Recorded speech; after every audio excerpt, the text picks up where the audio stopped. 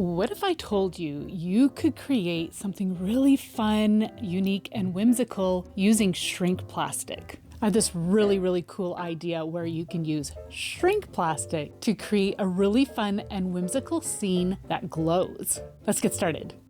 I had these set of 3 wooden house boxes in my stash. They came from a store called Diorama here in Canada. You can see they've got some hangers on the back so you can hang them on the wall. I wanted to join all 3 of these pieces together, but I needed to remove a couple of those brackets because they were kind of in the way of each other. And now I'm going to give them a coat of some burnt umber paint, craft paint. Now I usually use wood stain, but I'm all out, so I am resorting to what I have on hand, and that is craft paint. It's easy enough to use. You just apply it, take a rag, and wipe off the excess, and it'll give you the same effect as stain.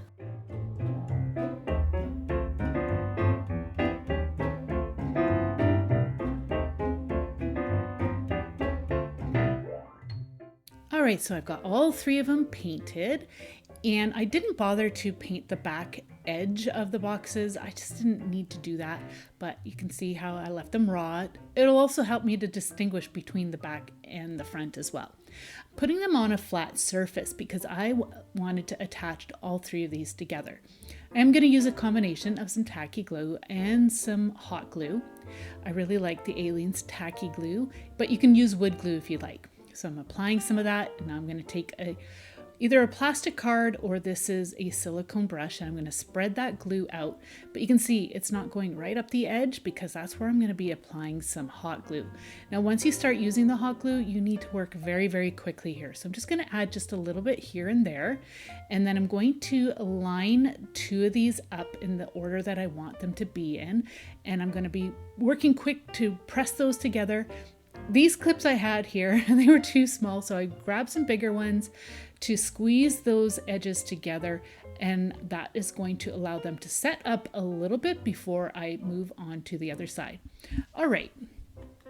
As I mentioned before, I'm using some shrink plastic. This is some that I got from my local dollar store.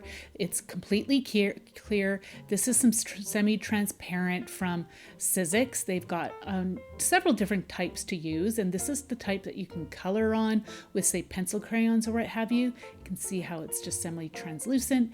And then this one here is actually printable, so you can run this one through your printer.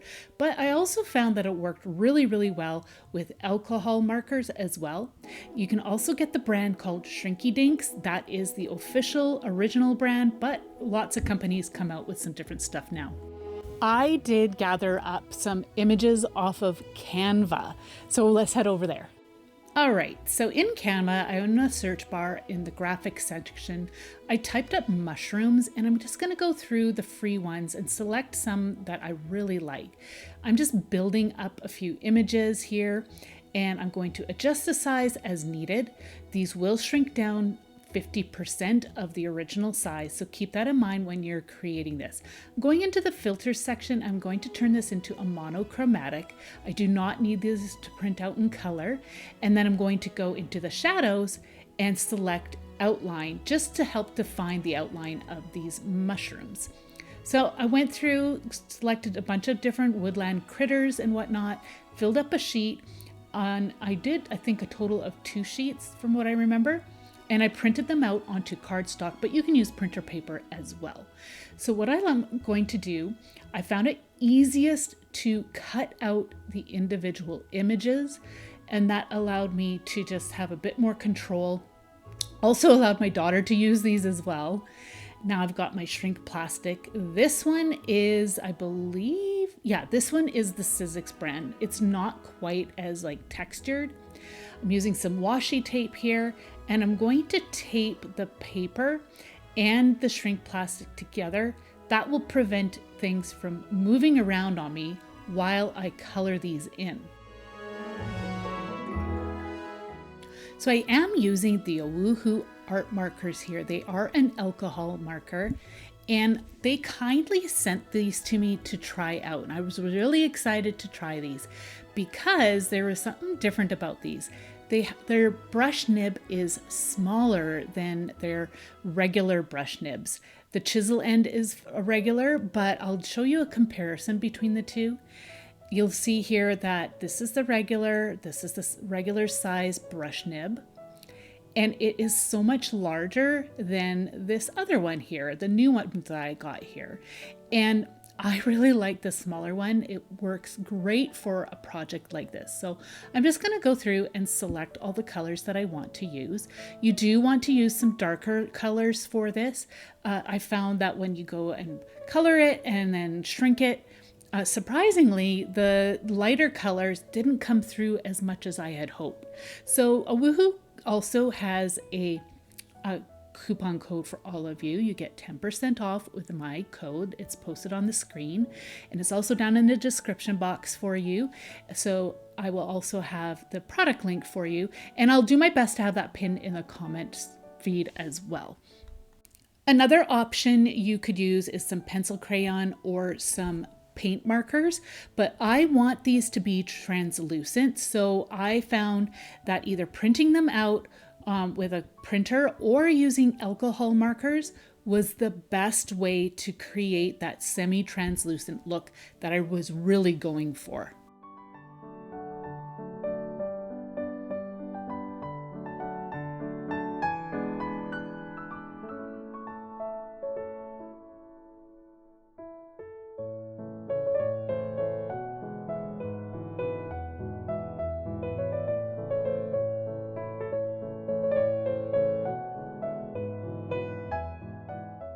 Okay, so I've got it all colored in. Now for the white spots, I am going to use this Prisma pencil crayon. It works really well. Another option would be to use a white Pitt pen. It's just a type of paint pen, and I found that it was a little bit more translucent. Next, you are going to want to outline all the detail. I am using a Sharpie fine tip marker. And when I say you want to outline all the detail, that includes all the parts that are like on the inside portion, like around the dots, the blades of grass, as well as any gills of the mushroom that may be showing. Outline it all because that helps to define the image and also helps to prevent the alcohol marker from bleeding into each other when we go to put this into the oven.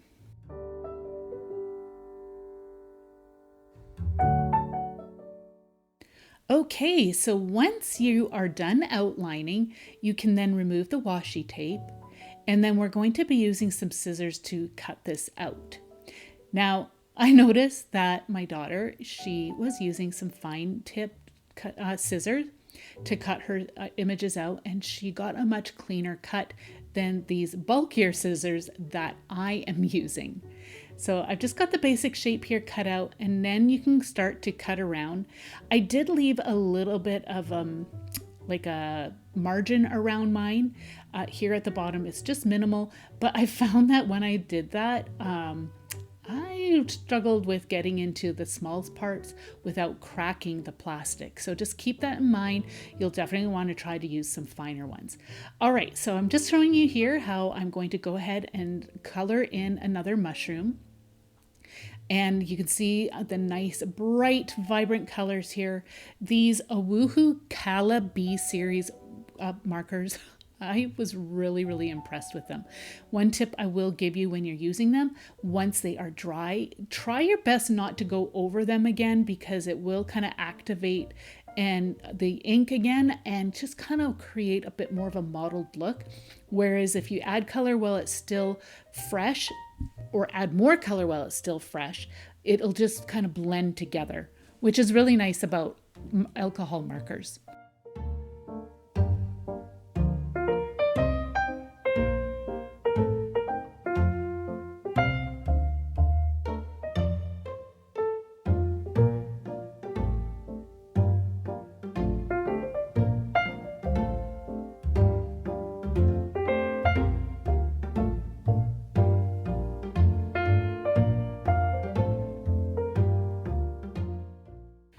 So I did go in Canva and select a bunch of watercolor woodland critters and what have you, and I printed it out on the printable shrink plastic. So for my printer, I had to put the rough side facing down in the feed tray, and you want to make sure it's in there all the way, then push the tray in. Mine slid a little bit, so I made some adjustments. And I did the photo quality print and it came out really, really nice. I found that with my printer, because it loads from the bottom, it did kind of struggle to feed the printable shrink plastic through. So I ended up creating some more where I would trace out the design and fill it in with the alcohol markers from Woohoo. And that worked really, really well. If you have a backloading printer, that actually might work a lot better for this project. So you can see here how they print it out, and I am using my chunky scissors again, and I did struggle again. I cracked it a few times, so definitely use a fine blade scissor for this project.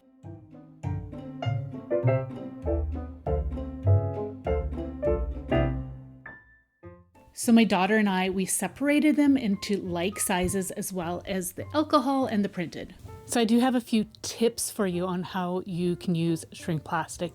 One thing I noticed is that the printable shrink plastic actually worked the best, performed in the way that I wanted it to for the project that I am making. Of course, feel free to use any of the shrink plastic that you like. You want to make sure that you've got a nice flat tray that you can fit in your oven. Some people have used heat guns. I tried it out. I wasn't crazy about that. It didn't work that well. It was hard to control, but that's definitely an option. And then we like to use tin foil. We tried the parchment paper and that works okay, but I don't know. We both felt like, my daughter and I felt like the tin foil worked the best. Make sure you keep an eye on the time.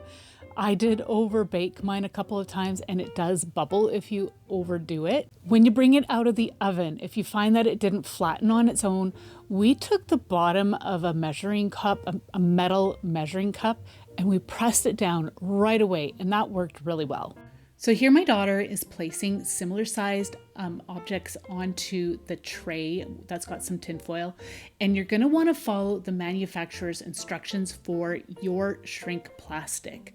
So we just set ours for 2 minutes at 330 Fahrenheit. And this is all sped up. I did speed it up a little bit because it did take a little while to start going, but once it did, it actually worked really, really well. So once the time was up, we pulled them out. We were being very careful not to overdo it. These were not flat, so here we grabbed our stainless steel measuring cup, pressed them down quickly, and yeah, my daughter's touching them. They weren't too hot at this point. They actually cooled down really, really quickly, and they're super, super cute. All right, to cover our little shrink plastic figurines, we're using some UV resin. Dimensional Magic is a secondary option, as well as some triple thick gloss glaze from Deco Art. You will just have to add some more coats. This here is what the Dimensional Magic looks like. It actually worked really similar to the resin, except of course it's non-toxic. And then this is the triple thick. This was just one coat and it really helped the colors to pop, but it was really flat. Our favorite was actually the resin, but you can see how similar the Dimensional Magic and resin are. So if you're not a fan of UV resin, then definitely use the Dimensional Magic. Okay, so I am just having my daughter demonstrate the resin here. You're going to want to, again, follow your manufacturer's instruction for resin. She used double-sided tape to put it down on a craft mask, and you must wear a mask and use this in a very well ventilated room.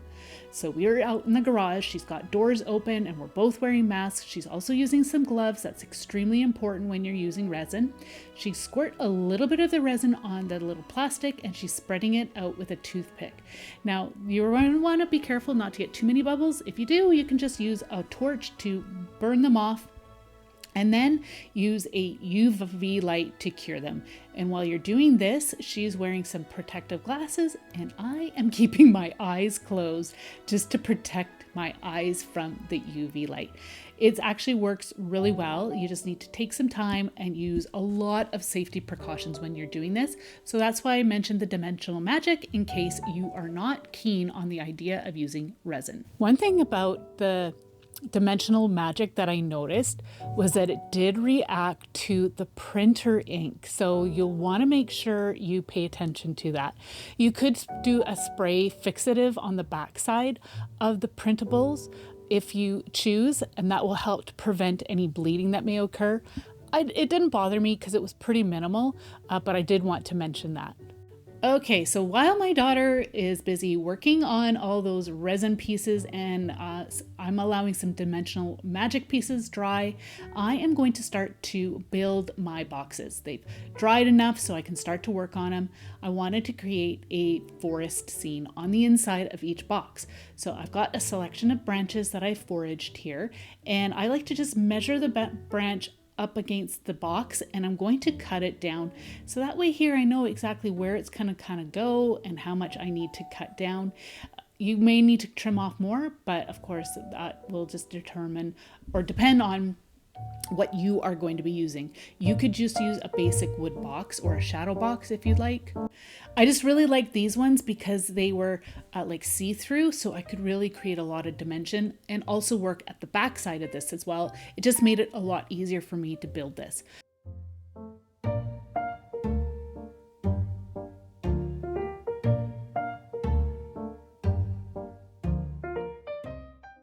So you're gonna see that my branches are hitting the sidewall, the bottom, and the top. I'm gonna be adding hot glue at all those touch points. I'm just going to move my branch a little bit at the base here, added some glue, and then put my branch back into place on that. And I'm going to do that, like I said, on each touch point. That way here, I know that this is gonna be really nice and secure. You can see how I've got the hot glue there. And now I did the same for the rest of the branches that I have added in each of the cubbies. So now I'm going to start to use some moss. This is preserved reindeer moss in color green. You can get some other colors. I'm going to be adding some to the base of each of my little trees. I wanted to start to hide the glue that I have used.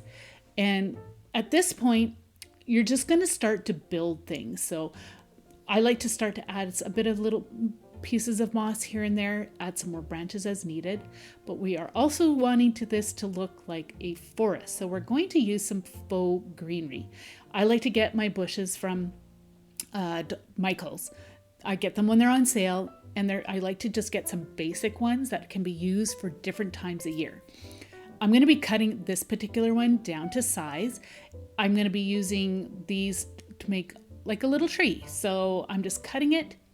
And I wanted to make sure I left some of the pieces to look like kind of shrubs as well. And I found that with this, it actually worked best if I worked in behind. So what I usually do is just kind of figure out my placement of things, fiddle around before I commit.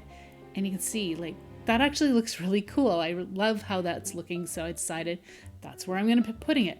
So again, you want to add glue at all the touch points. So this is stuck to the back of the little tree trunk that I had there.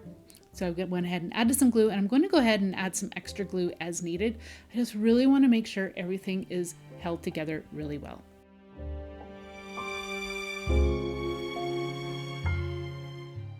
So at this point, I'm just going to start to cut some of my pieces down further and add some more little bushes here and there and trees until I get a look that I'm happy with. Just for now, we can always add more as we go along or towards the end.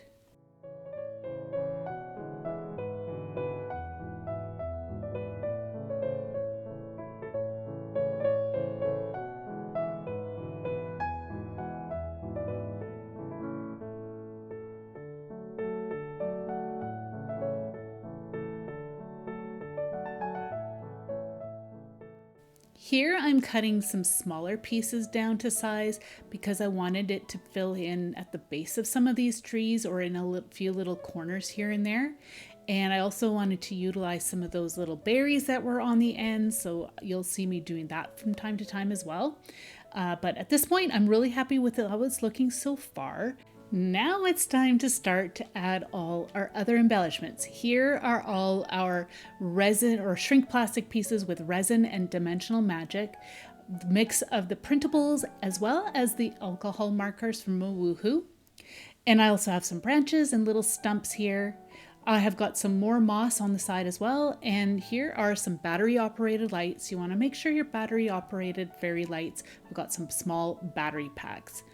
All right, so I just kind of tipped my houses on a bit of an angle here, sitting on a counter or container. I'm going to be adding some Velcro pieces here on the back of the battery packs and then put them into place. This will allow me to pull those battery packs and replace the batteries as needed. So I'm going to go ahead and do that for all of the battery packs. You also want to put them in a place where you can hide it a little bit easier. And we will be camouflaging those with a bit of moss.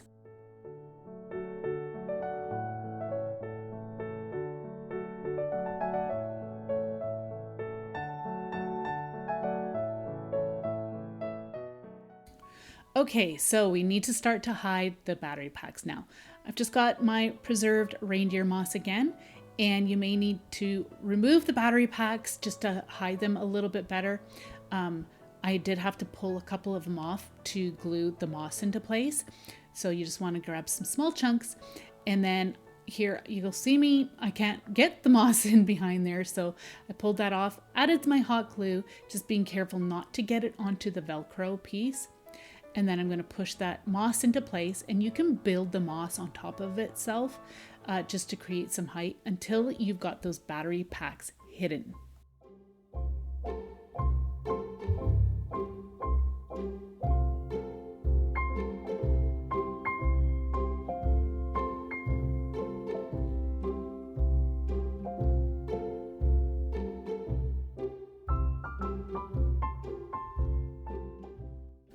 All right, so we're back to the front side here. I decided I wanted to add some stumps to this, just to create some height where I can place some of my little shrink plastic figurines. So all I'm gonna do is figure out the placement first, and then I'm gonna go ahead and add some hot glue. I got these from my local dollar store, but of course you can cut yours down to size from the bush if you'd like. And now we can start to add our little figurines that we made. I thought this was a great alternative to actual figurines. Plus, we are gonna be allowing these to glow once we've got them into place. So I just like to figure out the placement first, and then I added a bit of hot glue to the bottom edge of these and then put them into place. But you can see I'm just quickly figuring out where I wanted all these little pieces to go. Again, working quickly, you're gonna add your bead of hot glue to the bottom of your little figurine and then put that into place, and you wanna hold it there till the glue sets. Now, I will say, this actually set really quickly, and I was really happy with how well it set. Just for a little added insurance, I'm adding another bead just at the base of my little deer here. And I'm also gonna cover that up with a touch of moss.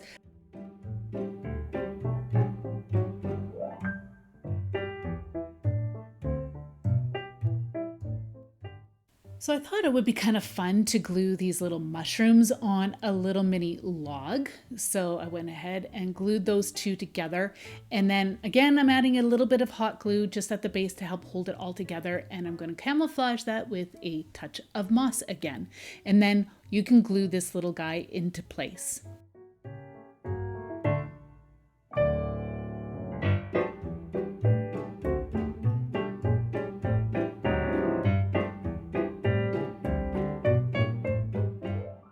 So the figurines that are going to be going up in the trees, you just want to make sure you've got good touch points between the figurine and the branches. So you may need to go in and add some more little branches like I am doing here. I'm working on the back side. I'm going to glue this little bit into place where I want to put the squirrel. I just didn't have enough to glue him into place without it looking kind of awkward. So once I got that branch into place, I'll check to make sure it all works out, and it does. So I'm adding some hot glue, like I said, just on the touch points, and I'm going to put that little guy into place.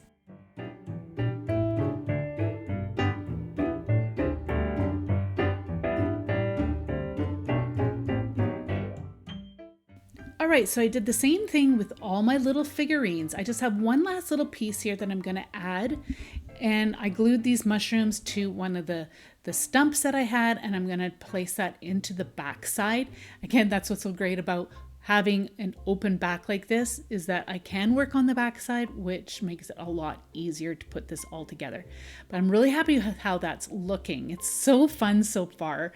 Now I need to add the lights. This was, I admit, the tricky part. So I turn my lights on because I find that's easiest to work with them when you have the lights on. I'm unwinding them, trying to make sure I don't have any knots. And what I'm going to do is start to add the lights in behind all our little figurines. So this does take a lot of bending the wire and kind of manipulating where you want the lights to go. Add hot glue to help hold all your lights or wires in place to prevent them from moving on you. Use some tweezers if you need to, like I am doing here. You could see that light just kept on wanting to bend away from the little figurine. And now I'm adding a second light in behind. And this is where you have to kind of get creative and inventive and try to figure out how you're going to put that light in behind without it being like directly glued to the backside of your little figurine. I wanted it to create a bit more of a glow all the way around. So I just kind of had the wire sticking up more, or sorry, the light sticking up more above. And then I glued the wire in place to help prevent it from moving on me. That's why I say the glue gun is really, really important here. And like I said too, it does take a lot of fiddling around and you just have to be patient. Once you get going, you'll kind of know how to do it and how to place your lights. You want to make sure you have 20 to 30 lights on a strand. In this cubby here, I am using 30 lights because it is a bigger space, but the other two was using a 20 strand of fairy lights.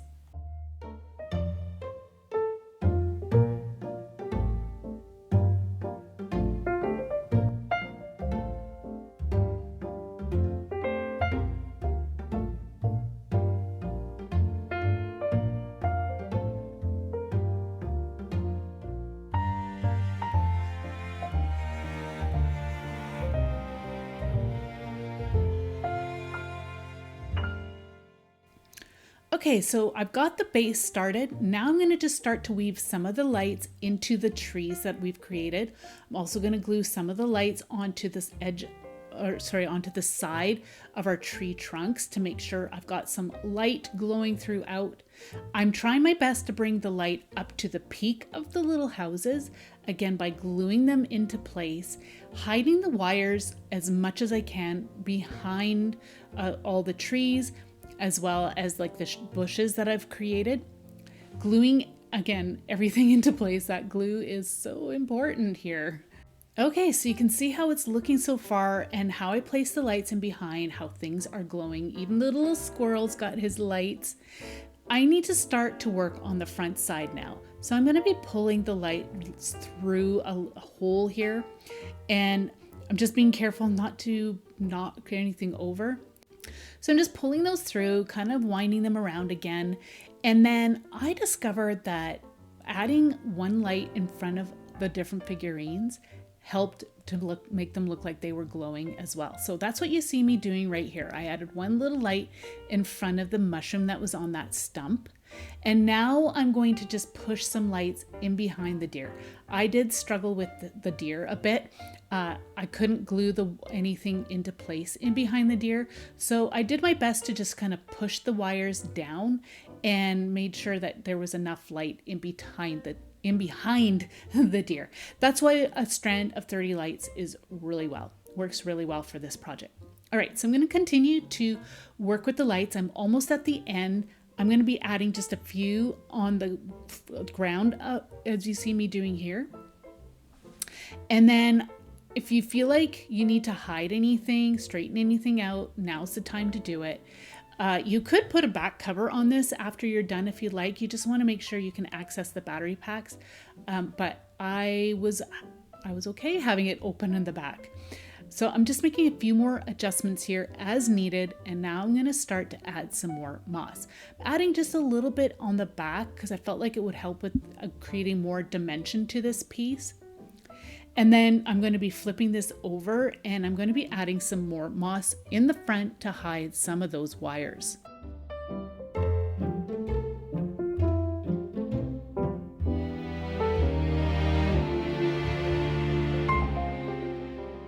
Since I wanted this to look a bit more like a forest floor, I'm going to go ahead and trim some smaller little pieces of branches, and I'm going to just glue those into place, put them on the bottom floor of our little houses here. Added a few of those, added some more moss here and there until I had it all filled in. And I did this for each cubby, just the same process for each little cubby. Another little added touch is cutting off some of these little berries or blossoms and adding them into the forest floor as well. When you're all done gluing everything into place, there's going to be lots of fine little glue strings, so use a blow dryer to melt them. Just be careful that you don't get it too close to your shrink plastic because you don't want to cause any damage to those. But now flip it back over, and all you need to do is turn all those lights on and enjoy this fun, original, and whimsical creation. I really enjoyed putting this together for you.